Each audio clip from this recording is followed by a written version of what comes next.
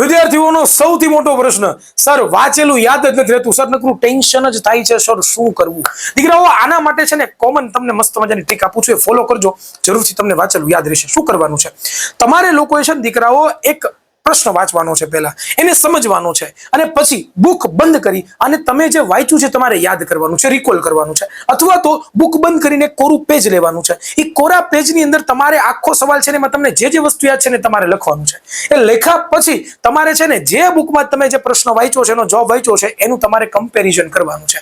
આવું કરશો ને એટલે તમને ખબર પડશે કે હું ક્યાં ભૂલી જાઉં છું, બરોબર, મને ક્યાં યાદ રહેતું નથી. જેનાથી કેવું થશે તો કે તમે જે ભૂલી જાઓ છો એ શબ્દ તમારા મગજમાં ટ્રિગર થશે, અને આ મેથડનું નામ જ છે એક્ટિવ રીકોલિંગ. જો તમે આ મેથડનું પાલન કરશો તો 110% છે ને તમને યાદ રહેશે.